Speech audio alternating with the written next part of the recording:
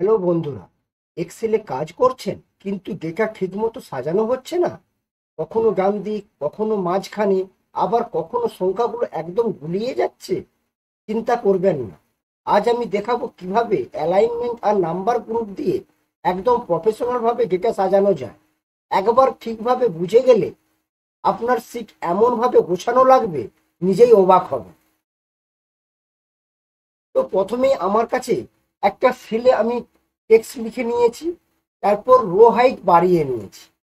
এরপর প্রথমে আমরা টপ অ্যালাইনমেন্ট, এরপর আমরা মিডিল অ্যালাইনমেন্ট এবং বটম অ্যালাইনমেন্ট দেখব।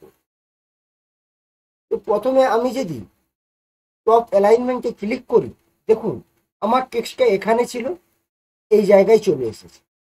এরপর যদি আমি মিডিল অ্যালাইনমেন্টে ক্লিক করি, দেখুন মিডিলে চলে এসেছে। এরপর যদি আমি বটম অ্যালাইনমেন্টে ক্লিক করি, আবার আগের অবস্থায় চলে এসেছে। এছাড়া আমাদের দেখুন এখানে অ্যালাইনমেন্ট লেফট আছে, লেফটে আমার অলরেডি রয়েছে। এরপর যদি আমি এটাকে সেন্টারে করি, দেখুন সেন্টারে চলে এসেছে। এরপর যদি আমি রাইটে করি, তো রাইটে চলে যাবে। এইটাকে যদি আমি আবার আগের অবস্থায় ফিরিয়ে আনতে চাই, তো প্রথমে আমি মিডিল করে নেব, তারপর সেন্টারে করে নেব। দেখুন আমার আগের অবস্থায় চলে এসেছে এবং দেখতে খুব সুন্দর লাগছে। এছাড়া আমরা এরই পাশে ওরিয়েন্টেশন সম্পর্কে জানি। এই ওরিয়েন্টেশনে ড্রপডাউন লিস্টে ক্লিক করব। তো এখানে angle counter clockwise, angle clockwise, vertical text, rotate text up, এতগুলো অপশন আছে। আমরা প্রত্যেকটাই একটা একটা করে দেখব। তো প্রথমে আমি যদি অ্যাঙ্গেল কাউন্টার ক্লকওয়াইজে ক্লিক করি, দেখুন আমার টেক্সটটা এইরকম ডিজাইন এসেছে। আবার যদি আমি ড্রপডাউনে ক্লিক করে অ্যাঙ্গেল ক্লকওয়াইজে করি, দেখুন আমার টেক্সটটা আবার এইরকম ডিজাইন হয়েছে। এছাড়া ভার্টিক্যাল টেক্সট করলে দেখুন আমার টেক্সটটা এইভাবে লেখা হয়ে এসেছে। এছাড়া আমি রোটেট টেক্সট আপ করলে দেখুন লেখাটা নিচ থেকে উপর দিকে শুরু হয়েছে। এছাড়া রোটেট টেক্সট ডাউন করলে লেখাটা উপর থেকে নিচের দিকে লেখাটা হয়ে এসেছে। এছাড়া ফরম্যাট সেল অ্যালাইনমেন্ট আমরা পরে দেখব। আমরা যদি এটাকে আগের অবস্থায় ফিরিয়ে আনতে চাই, তো আমরা অ্যালাইনমেন্টের রাইট সাইডে যে লঞ্চার বটম আছে, সেই লঞ্চারে ক্লিক করব। অ্যালাইনমেন্ট গ্রুপে হরাইজন্টাল, হরাইজন্টালে গিয়ে আমরা সেন্টার অ্যাক্রস সিলেকশনে ক্লিক করব এবং ভার্টিক্যালে সেন্টার করে দেব, দিয়ে ওকে করে দেব। দেখুন আমার লেখাটা কত সুন্দর লাগছে। এরপর আমরা দেখব কি ইনক্রিজিং গেন। ইনক্রিজিং গেন কি কাজ করে? যদি আমি ইনক্রিজিং গেনকে ক্লিক করি, দেখুন আমার লেখাটা বাঁদিক থেকে ডান দিকে সরে সরে যাচ্ছে। আবার যদি আমি ডিক্রিজিং গেন করি, আর আমি যদি ক্লিক করি, দেখুন লেখাটা আবার ডান দিক থেকে বাঁ দিকে সরে সরে আসছে। আশা করি আপনারা বুঝতে পেরেছেন। আমি এটা সেন্টারে করে নিলাম। এরপর আমরা দেখব র্যাপ টেক্সট। র্যাপ টেক্সটের কাজ কি সবার আগে আমরা জানব। তো র্যাপ টেক্সট হচ্ছে যে আমরা কোনো একটা সেলে কিছু লিখলাম, তো সেই টেক্সটটা যদি না ধরে, তো আমরা কিভাবে ধরাব? তো র্যাপ টেক্সটের কাজ হলো কলাম ব্রিথ না বাড়িয়ে, রো হাইট বাড়িয়ে অ্যাডজাস্ট করা টেক্সটটাকে। তো চলুন আমরা দেখে নিই। তো আমি এখানে লিখে নিলাম আই লাভ মাই ইন্ডিয়া। দেখুন এটাকে আমি একটু বড় করে নিচ্ছি এবং বোল্ড করে নিচ্ছি। দেখুন আমার এই সেলটার মধ্যে আই লাভ মাই ইন্ডিয়া আমি লিখেছি, কিন্তু এই সেলটাতে টেক্সটটা ধরে। তো এইটাকে আমি ধরাবো কিভাবে? তো সেক্ষেত্রে আমরা র্যাপ টেক্সট ইউজ করি। যদি র্যাপ টেক্সটে আমি ক্লিক করি, দেখুন আমার লেখাটা অ্যাডজাস্ট হয়ে গেছে। কলাম ব্রিথ না বাড়িয়ে, রো হাইট বাড়িয়ে র্যাপ টেক্সট অ্যাডজাস্ট করেছে। এইটাই হলো র্যাপ টেক্সটের কাজ। এরপরে আমরা মার্জ সেন্টার সম্পর্কে জানি। তো মার্জ সেন্টার অনেকেই জানে, কিন্তু মার্জ সেন্টারের এই ড্রপ ডাউন লিস্টে ক্লিক করলে 4টে অপশন আছে। আমরা এই 4টে অপশন একটা একটা করে জানব। তো প্রথমে আমার কাছে একটা নাম আছে এবং মার্জ সেন্টারে গিয়ে আমি ড্রপ ডাউন লিস্টে ক্লিক করলাম। এরপর মার্জ অ্যান্ড সেন্টারে ক্লিক করব। দেখুন সব সেলগুলো মার্জ হয়ে গিয়ে একটা সেলে পরিণত হয়েছে এবং আমার টেক্সটটা সেন্টারে চলে এসেছে। আমি যদি এটাকে আগের অবস্থায় ফিরিয়ে নিয়ে যেতে চাই, আবার ড্রপ ডাউন লিস্টে ক্লিক করব, আনমার্জ সেলে ক্লিক করে দেব। দেখুন আমার আবার আগের অবস্থায় লেখাটা চলে এসেছে। এরপর আমরা মার্জ অ্যাক্রস দেব।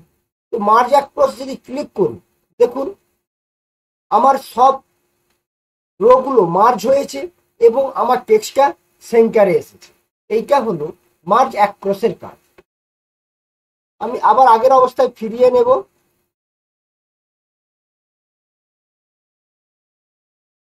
আবার আমি ড্রপ ডাউন লিস্টে ক্লিক করব এবং আনমার্জ সেলে ক্লিক করে দেব। দেখুন আবার আগের অবস্থায় আমি ফিরে এসেছি। আবার আমি ড্রপ ডাউন লিস্টে ক্লিক করব, মার্জ সেল, আমি মার্জ সেলে ক্লিক করে দেব। দেখুন সব সেল মার্জ হয়ে গিয়ে একটা সেলে পরিণত হয়েছে এবং বাই ডিফল্ট আমার টেক্সটটা লেফট সাইডে আছে। আশা করি আপনারা বুঝতে পেরেছেন।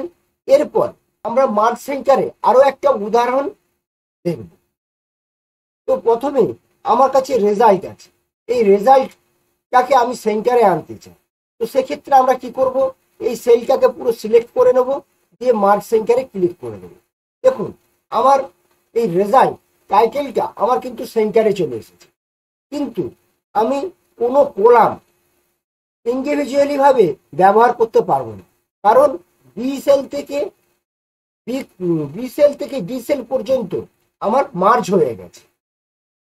আমরা এখানে না পারবো ফিল্টার ব্যবহার করতে, না পারবো শর্ট করতে, না পারবো টেবিলে কনভার্ট করতে। আমরা কোনো কিছুই পারবো না যতক্ষণ না পর্যন্ত আমরা এটাকে আনমার্জ করছি। কিন্তু এর পাশে সেম ডাটা আছে। দেখুন এখানে আমরা সেন্টার অ্যাক্রস সিলেকশন করব। তো প্রথমে আমি পুরো ডাটাটাকে সিলেক্ট করে নেব, দিয়ে অ্যালাইনমেন্টের রাইট সাইডে লঞ্চার বোতামে ক্লিক করব, অ্যালাইনমেন্টে যাব, হরাইজন্টালে আমি সেন্টার অ্যাক্রস সিলেকশনে ক্লিক করব, ভার্টিক্যালে সেন্টার রেখে আমি ওকে করে দেব।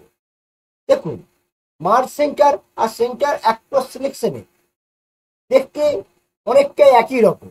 দেখুন আমারও এই টাইটেলটা সেন্টারে এসেছে, কিন্তু মার্জ সেন্টারে আমার কলামগুলো আমি ব্যবহার করতে পারছিলাম না। এক্ষেত্রে কিন্তু আমি সব কলামগুলোই ব্যবহার করতে পারব। যেমন জেন্ডারের উপরে আছে, জেন্ডারের উপরে আমি মেল ফিমেল লিখতে চাই, তো আমি লিখলাম মেল ফিমেল, এন্টার দাবালাম। দেখুন আমার মেল ফিমেল লেখা যাচ্ছে। এছাড়া আমি এখানে বার্থ লিখলাম, এন্টার দাবালাম, দেখুন আমার বার্থও লেখা যাচ্ছে। আবার যদি আমার কিন্তু টাইটেলটা দেখুন লেফট সাইডে সরে সরে যাচ্ছে। এরপর যদি আমি আবার ডিলিট করতে থাকি, দেখুন আমার টাইটেলটা আবার আগের অবস্থায় চলে এসেছে। এছাড়া আমি সেন্টার অ্যাক্রস সিলেকশন করলে আমি এতে শর্টিং করতে পারবো, ফিল্টার লাগাতে পারবো এবং টেবিলে কনভার্ট করতে পারবো, মার্জ সেন্টারে যেগুলো আমি পারতাম না। এই হলো মার্জ সেন্টার এবং অ্যাক্রস সিলেকশনের, এই সেন্টার অ্যাক্রস সিলেকশনের মধ্যে পার্থক্য। এরপরে আমরা নাম্বার গ্রুপ সম্পর্কে জানব। তো নাম্বার গ্রুপ সম্পর্কে জানবার আগে তো আমি প্রথমে, যেমন ধরুন ABCD, এটা হলো একটা টেক্সট ফর্মেট। এছাড়া 1 2 3 4 এটা হলো নাম্বার ফর্মেট। এছাড়া আমরা যদি কোনো পার্সেন্টেজ লিখি তো সেটা হলো পার্সেন্টেজ ফর্মেট, কোনো কারেন্সি লিখি তো সেটা কারেন্সি ফর্মেট। তো নাম্বারে আমরা ফরম্যাট সম্পর্কে জানি। তো আমি যদি এখানে কোনো কিছু একটা নাম লিখি,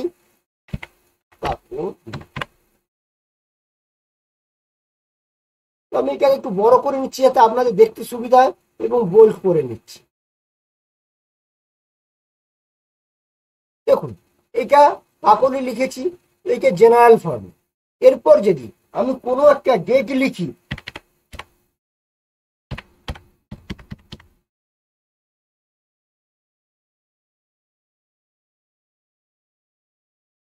দেখুন আমি ডেট লিখেছি, এখানে ডেট ফরম্যাট চলে এসছে।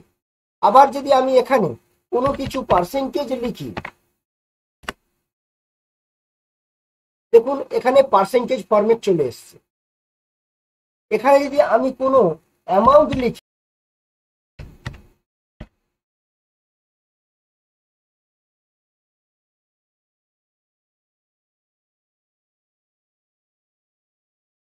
দেখুন এখানে আমার অ্যামাউন্ট লিখলাম, এখানে অ্যাকাউন্টিং ফরম্যাটে চলে এসছে। বা এটাকে আমি যদি কারেন্সিও কনভার্ট করে দিই তো কারেন্সি ফরম্যাটে চলে আসে। এছাড়া আমরা উইথ ডেসিমেল দেখব। আমি এখানে উইথ ডেসিমেল করতে গেলে আমরা ডাইরেক্ট কোমা দিয়েও করতে পারি। এছাড়া নাম্বার গ্রুপে রাইট সাইডে লঞ্চারে ক্লিক করব, দিয়ে নাম্বারে যাব, উইথ ডেসিমেলে চেক করব, ওকে করে দেব। দেখুন আমার উইথ ডেসিমেল চলে এসেছে। এরপর আমরা উইথ কোমা ব্যবহার করব। সেক্ষেত্রে আমরা সিলেক্ট করে কোমায় ক্লিক করে দেব। দেখুন আমার কোমা ডেসিমেল চলে এসেছে। এছাড়া এখানে দুটোর মধ্যে পার্থক্য কি, দেখুন আমি উইথ ডেসিমেল ব্যবহার করেছি, লাইন থেকে শুরু হয়েছে লেখাটা, কিন্তু আমি কোমা ব্যবহার করতে লাইন থেকে ছেড়ে শুরু হয়েছে লেখাটা। এই দুটোর মধ্যে পার্থক্য আপনারা একটু ভালো করে দেখুন, বুঝতে পারবেন। আমি যদি এখানে 0 লিখি, এন্টার দাবাই, দেখুন আমার লেখাটা লাইন থেকে শুরু হয়েছে, কিন্তু এখানে যদি আমি 0 লিখে এন্টার দাবাই, দেখুন ড্যাশ চলে এসেছে। আশা করি পার্থক্যটা বুঝতে পেরেছেন। এছাড়া এরপর আমরা কারেন্সি দেব। তো কারেন্সিতে আমরা ফরম্যাটে যাব, দিয়ে কারেন্সিতে ক্লিক করব। দেখুন আমার ডলার সিম্বল চলে এসেছে। এরপর অ্যাকাউন্টিংয়ে গিয়ে আমি ফরম্যাটে যাব, অ্যাকাউন্টিংয়ে ক্লিক করব। দেখুন আমার অ্যাকাউন্টিং ফরম্যাট হয়ে গেছে। এছাড়া আমরা ইংলিশ ইন্ডিয়া করব। ইংলিশ ইন্ডিয়া করতে গেলে আমরা এই নাম্বার গ্রুপের লঞ্চারে ক্লিক করব, কারেন্সিতে ক্লিক করব, সিম্বলে ক্লিক করব, এবং এখানে আমরা দেখে নেব ইংলিশ ইন্ডিয়া কোথায় আছে। ইংলিশ ইন্ডিয়া ক্লিক করে ওকে করে দেব। দেখুন আমাদের কারেন্সি সিম্বল চলে এসেছে। এছাড়া আমরা জিরো প্যাকিং কিভাবে করব, যদি আমরা এই 175-এর আগে 0 লিখি, দিয়ে এন্টার দাবাই, দেখুন 0 থাকছে না। কারণ তাহলে আমরা জিরো প্যাকিং কিভাবে করব, তো সেক্ষেত্রে আমরা সিলেক্ট করে নেব। সিলেক্ট করে নিয়ে নাম্বার ফরম্যাটে নাম্বার গ্রুপের লঞ্চার বটনে ক্লিক করব এবং কাস্টমে যাব, দিয়ে জেনারেলে মুছে দিয়ে যটা আমি 0 লাগাতে চাই, আমি 6টা 0 লাগাতে চাই, তো 1 2 3 4 5 6 6টা 0 লাগিয়ে আমি ওকে করে দেব। দেখুন আমার জিরো প্যাকিং হয়ে গেছে। আমি 6টা 0 লাগিয়েছিলাম, সে কারণে আমার 3টে 0 এসেছে এবং 3টে 0-র বদলে 175 এসেছে। আমি দেখুন এখানে ফর্মুলা বারে আমার কিন্তু এই সেলের ভ্যালু কিন্তু 175-ই আছে, এখানে কিন্তু 0 শো হচ্ছে না। বুঝতে পেরেছেন জিরো প্যাকিং কিভাবে করা যায় বা করা সম্ভব। এরপর আমরা প্রেফিক্স দেখব। প্রেফিক্স কি না, প্রেফিক্স হচ্ছে নামের আগে বসে। ধরুন কোনো ডাক্তারবাবুর নাম ডক্টর জন স্মিথ, তো আমরা যে ডক্টর ব্যবহার করছি, এই ডক্টরটা হলো সম্মান বা পেশা নির্দেশ করে। তো যে কোনো ডাক্তারবাবুর আগে ডক্টর লেখা থাকে, তো এটাই হলো প্রেফিক্স। তো আমরা প্রেফিক্স কিভাবে ব্যবহার করব, তো নাম্বার গ্রুপের রাইট সাইডে লঞ্চার বটনে ক্লিক করব, কাস্টমে যাব এবং জেনারেল মুছে দেব এবং লিখে হাইফেন লিখে আমি 0 দিয়ে দেব, দিয়ে ওকে করে দেব। দেখুন আমার প্রেফিক্স লেগে গেছে। আর সাফিক্স কি না, সাফিক্স হলো নামের পরে বসে। যেমন কোনো ডাক্তারবাবুর নাম ডক্টর জন স্মিথ এমডি, এই এমডিটা হলো ডিগ্রি বা বিশেষ যোগ্যতা নির্দেশ করে। আমরা যে কোনো ডাক্তারবাবুর ক্ষেত্রে দেখে থাকি। তো আমরা সাফিক্স কিভাবে ব্যবহার করব না, নাম্বার সিলেক্ট করে নাম্বার গ্রুপে রাইট সাইডে লঞ্চারে ক্লিক করব এবং কাস্টমে যাব, জেনারেল মুছে দেব 00-A দিয়ে ওকে করে দেব। দেখুন আমার সাফিক্স লেগে গেছে। আশা করি আপনারা অ্যালাইনমেন্ট গ্রুপ এবং নাম্বার গ্রুপ সম্পর্কে বুঝতে পেরেছেন। যদি এই ভিডিওটা আপনার ভালো লাগে তাহলে একটা লাইক দিন আর সাবস্ক্রাইব করে পাশে থাকুন, কারণ রোজ এমন এক্সেল টিপস আসছে যেগুলো আপনার কাজ অনেক সহজ করে দেবে। ধন্যবাদ।